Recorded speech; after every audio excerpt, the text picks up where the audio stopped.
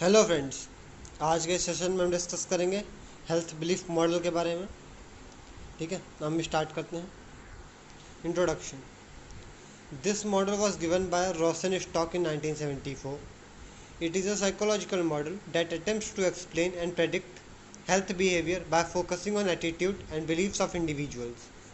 It is first model related to health. हमारा health belief model जो था, ये फर्स्ट मॉडल था हमारा हेल्थ से रिलेटेड। ये हमारा रोजन स्टॉक्स ने 1974 में दिया था। ये एक हमारा साइकोलॉजिकल मॉडल था जो हमारे बिहेवियर को प्रेडिक्ट करता है हमारी एटीट्यूड और बिलीफ्स के बेसिस पे। ठीक है, आगे देखते हैं। Components. The component of health belief model are as following. मतलब हमारे हेल्थ बिलीफ मॉडल के 6 कंपोनेंट्स होते हैं। पहला, perceived susceptibility to disease. Second, perceived seriousness to of disease. Third, perceived benefits of action. Fourth, perceived barriers. Fifth, self efficacy. Six, cues to action. ठीक, ये बात 6 components, हम एक एक करके 6 को डिस्कस करेंगे। पहला, परसीव्ड ससेप्टिबिलिटी टू डिजीज। इसमें हमारा आएगा, it is the belief that one either will or will not contract a disease.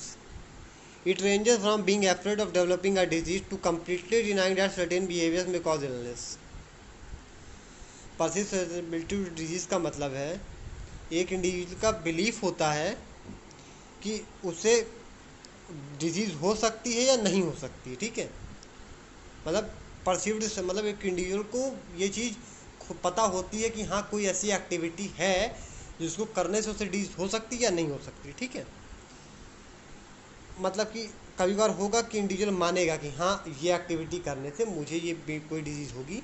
वो कभी कभी ऐसा होता है कि कुछ ऐसे रिस्क फैक्टर्स या हैबिट्स जिनको हम फॉलो करते हैं, लेकिन हम ये मना कर देते हैं टोटली कि इससे कोई डिजीज़ नहीं होती है। जैसे कि example, one person who smokes may believe it can cause cancer and stops, another person believe it does not cause cancer and continues. ठीक है, जैसा हमने पढ़ा, परसीव्ड ससेप्टिबिलिटी टू डिजीज़ का मतलब है कि एक इंडिविजुअल एक्सेप्ट करेगा कि certain behaviour will cause disease and totally will denied sometimes that behaviour does not cause any disease. जैसे कि एक इंडिविजुअल स्मोक करता है, वो एक्सेप्ट करेगा कि हाँ, हमारा स्मोकिंग जो है oral cancer, lung cancer cause करेगा, इसलिए वो स्मोकिंग स्टॉप कर देगा।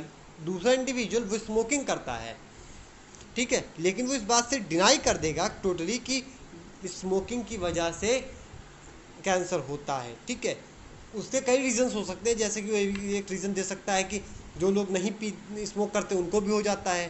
ठीक है, वो किसी भी तरीके से वो रोकेगा नहीं, कंटिन्यू रखेगा स्मोकिंग को। ठीक है, ये हमारा हो गया परसीव्ड ससेप्टिबिलिटी टू डिजीज। ठीक है, जैसे हम पिक्चर में देख सकते हैं, हमारा जब भी हम कोई सिगरेट पैकेट खरीदते हैं उसमें लिखा होता है, सिगरेट के पैकेट पे फ्रंट पोर्शन पे लिखा होता है, warning smoking causes throat cancer. ठीक है, जैसे पिक्चर में भी देख सकते हैं। अगला है perceived seriousness of disease.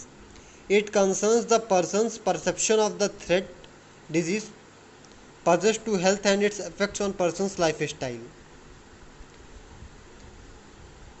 मतलब कि ये हमारा परसीव्ड सीरियसनेस जो होता है, ये हमारा एक इंडिविजुअल के परसेप्शन पे डिपेंड करता है कि उसके एक परसेप्शन पे डिपेंड करता है डिजीज़ के बारे में। ठीक है, perceived seriousness depends on how much persons know about disease and can result in change in health behavior.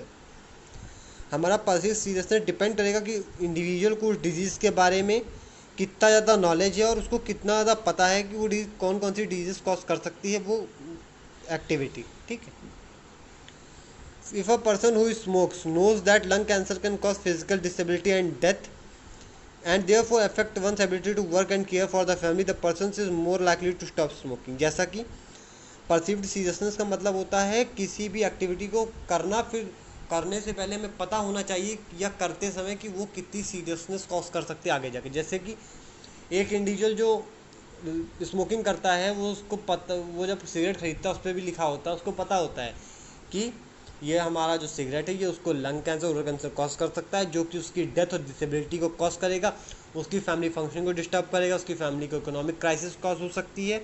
ठीक है, इसकी वजह से वो स्मोकिंग स्टॉप कर देगा। जब उसे सीरियसनेस के बारे में पता होगा डिजीज़ की वजह से, वो स्मोकिंग स्टॉप कर देगा।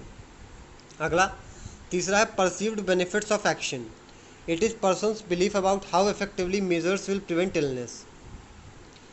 It is influenced by patients' conviction that carrying out a recommended action will prevent or modify the disease, and by the person's perception of cost and unpleasant effects of performing the health behavior.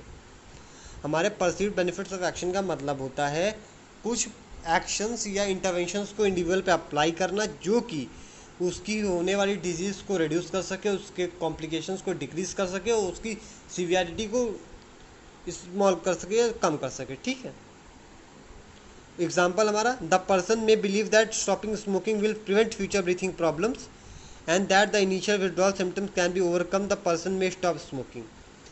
यहाँ पे हमारा intervention है smoking को stop करना। ठीक है, individual को उसके बेनिफिट्स पता हैं, अगर वो स्मोकिंग नहीं करेगा तो उसको फ्यूचर में ब्रीथिंग प्रॉब्लम्स नहीं होंगी, लंग कैंसर ओरल कैंसर कभी नहीं होगा। हाँ, थोड़े बहुत विड्रॉल सिम्टम्स आएंगे जो कि इनिशियल ट्रीटमेंट से सही हो जाएंगे। ठीक है, perceived benefits of action। अगला है perceived barriers। It concerns that the new behavior will take too much time, their beliefs can be actual or imagined।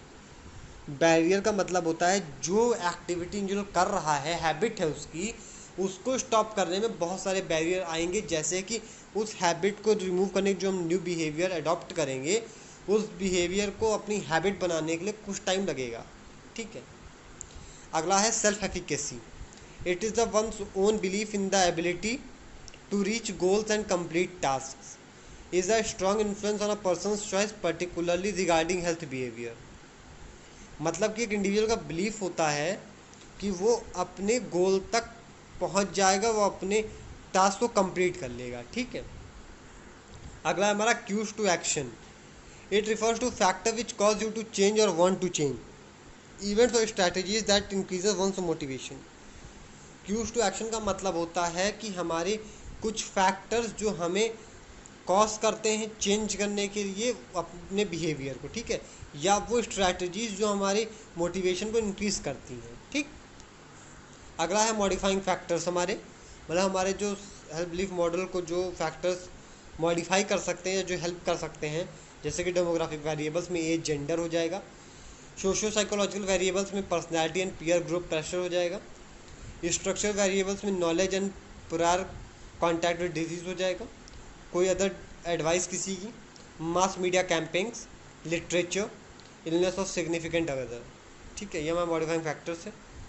Strength हम देखेंगे हेल्थ बिलीफ मॉडल की क्या क्या स्ट्रेंथ, मतलब क्या क्या एडवांटेजेस हैं या क्या क्या इसके स्ट्रॉन्ग पॉइंट्स हैं। पहला, it can be used alone or conjunction with other models, understanding what beliefs and attitude motivate behaviour, good for situation acquisition of behaviour, enhances self control.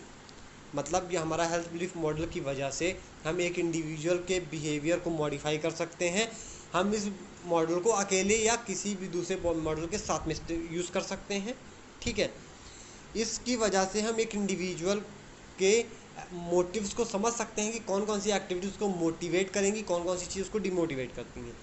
और फोर्थ, ये एक इंडिविजुअल को अपने आप पे सेल्फ कंट्रोल डेवलप करने में help करेगा, क्योंकि अगर कोई इंडिविजुअल स्मोकिंग कर रहा है, स्मोकिंग करते के बाद वो एकदम से स्टॉप कर देना, स्मोकिंग का डिसीजन लेना, ये बहुत ही बड़ा एग्जाम्पल है सेल्फ कंट्रोल का। ठीक है, अगला है वीकनेस।